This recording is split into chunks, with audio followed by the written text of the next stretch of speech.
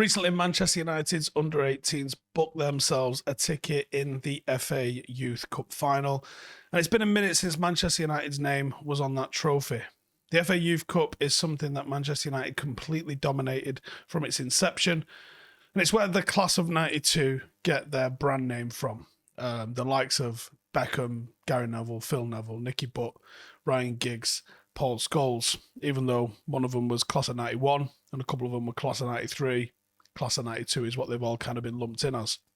Now, the current crop of under-18s that are at Old Trafford, I've got a couple of superstars in there. And this is nothing new. Manchester United have had some serious talent coming through the academy in recent years that have shown promise at under-18s level. Some of it's gone on to be a success, some not so much. Timothy Fosu-Mensah's couldn't get going because of injuries. Axel Tuanzebe couldn't get going because of injuries. Angel Gomez has had to leave and go on loan in Portugal, and now he's playing in France to get his going. Mason Greenwood started off very well and has obviously ground to a complete halt in recent times. Marcus Rashford's never really had the hype, burst onto the scene, had 5 years of incredible growth and success, and has had definitely the worst season he's had as a professional footballer in recent times. But there's also the likes of Chong and Nishan Burkhardt and some serious other talent that's come through the academy, moved on or gone out on loan, proving the academy system works. It's still one of the most successful academy systems in British football. And this current crop will be no different. Some of them might stick around and become first-team players.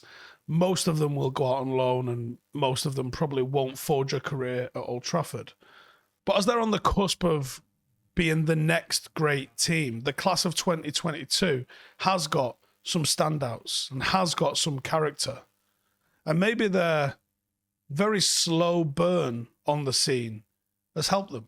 And maybe that very slow burn means that they've been working away on their skills behind closed doors, away from the spotlight. It might help them if they manage to go and win gold towards the back end of this season in the FA Youth Cup, and as they're on course to become first-team footballers. So I'm going to give you a few names that I think are worth looking into, and I'll probably do a standalone video on most, if not all, of these guys. The big one I think to look out for, especially with his recent call-up to the full Argentinian team, which is, this isn't a poxy nation where you just happen to be Maltese, for example. No disrespect to Malta, but I think they'd agree they're not a big fish on the international football scene. Being called up for Argentinian national team is serious stuff. And Alejandro Garnacho has just been called up to the full side. 11 goals and 5 assists in 26 appearances so far this season. 5 goals and 3 assists in 5 games in the FA Youth Cup. This is a young lad with a lot of talent, a very fast winger, excellent high-quality finishing. And with our weaknesses up front, I wouldn't bet against this kid getting his Manchester United debut, especially on the back of also being part of the Argentinian national side. I think we might see him at least off the bench before this season's out. Another one, and obviously being a Droylsden lad, I am driving the bandwagon for Charlie McNeill, striker, 13 goals and 4 assists in 25 games, a lot less than what he got last season actually. 5 goals, 2 assists in 5 in the FA Youth Cup. Since 2018, he scored 39 goals for United and City academies, well over 600, nearly 700 goals at youth level, literal Gary goals. The lack of forward options United have got, one injury, and I think this kid could find himself on the bench. Charlie's an absolute dead-eye. We've seen this in the past, very reminiscent in a lot of ways, although with a bit more of a harder edge than James Wilson. James Wilson saw his career just completely car crashed by injuries as well. But Charlie could go and end up being different with it. Definitely one to keep an eye on, and with our lack of forwards in the side, hopefully he's playing in training against the first team, and hopefully he's doing what he does on the pitch, because if he is, we'll be seeing him. Another one that's kind of gone under the radar is Isaac Hansen, midfielder, Norwegian, 5 assists in 19 all competitions, 1 assist in 4 games in the Youth Cup. Already made a senior appearance in Norway for Tromsø. Really skillful. In terms of playing style, similar sort of build and way of playing to Lionel Messi in style, if not ability. Obviously, he's nowhere near Messi's ability. Arguably holds onto the ball a little bit too much, but it's one of those things. He kind of gets away with it because he's that good with it. With a bit of maturity, he really could go on and do bits. Considered the most talented Norwegian prospect since Martin Odegaard, so it'd be interesting to see how he develops and what he goes on to. Another kid that's getting a lot of hype at the moment, and correctly so, on the back of colossal performances, is Kobbie Mainoo, midfielder. 4 goals, 1 assist in 23. He's not a goal-scoring midfielder. 2 goals and 1 assist in 5. Oh, he's just a phenom. Big tackler, big passer. Real highlight of a player. If I had to come up with one word of what this kid is like at this level, it is dominant.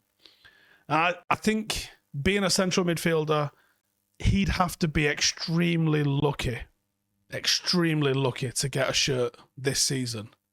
But he's one that I think would be fine going on loan at a high level next season. But he's certainly one that's going to have a big part to play in how this team shakes out. And even if his debut doesn't come as quick as some of the rest in this list, there's no doubt in my mind this kid's a top-level professional footballer. It's just whether or not he gets the breakthrough at Manchester United. But he's absolutely gold. Really good player. And a couple more that might end up with a little bit of a shout that could have gone under the radar a little bit. Danny Gore, another midfielder, box to box. Reminds me a little bit of Ethan Galbraith. Was playing under 18s when he was only 15. He's all about being combative, got a great tempo, great energy about him. He's obviously tidy. You don't really come through Manchester United unless you've got a bit of tidiness about you. Obviously tidy. Again, probably behind Kobbie because he's not as physical, but someone that you could see establishing himself in the 23s and then probably going on loan before ending up as a Premier League player, but maybe not Manchester United quality unless it's going to be as a squad player. And then Reece Bennett, defender, big strong defender, youth team captain, another player that there's not really been a lot of hype around, but you don't get the captain's armband at Manchester United unless you've got a little bit of character about you. And there's been some seriously good players that have wore that captain's armband in the youth team of late. Angel Gomez, Jimmy Garner. And I think Reece Bennett's in the same sort of thing. He seems to be a real mature player for his age. Just everything that you would want in terms of a reliable central defender. And I think he's going to be someone that could do bits for United. Again, unless he has a sort of explosion onto the scene a little bit like Brandon Williams did, where he comes from nowhere and takes his opportunity, I think he's going to be a lot further down the pecking order than certainly the likes of Deschamps Bernard and Ted Mengi. But a solid player and certainly someone that's been a big factor in the success that the under-18s have had this year in the FA Youth Cup. And I think we need to get loads of us down Old Trafford, don't we, for the final. So if you're having it, let's have it. And I'll be down there for the game. I can't wait. The FA Youth Cup means a lot, and Manchester United's name's not been on there nearly enough, in my opinion. We need to get it on there a bit more. See you in a bit. Hey, thank you for watching the video. If you are new around these parts, then don't forget to subscribe. My channel is proudly supported by my community on Patreon. If you'd like to get a little bit of extra content, a Discord group, meetups, five-a-side games, weekly podcasts, behind the scenes, and even an occasional bit of transfer news as and when I get it, then for the price of a pint, you can show your appreciation for the content that we make and get some goodies for doing so as well. Check the link in the description or click the button right here. You'll also find all of my socials here too if you want to follow me on any of those platforms. Nice one.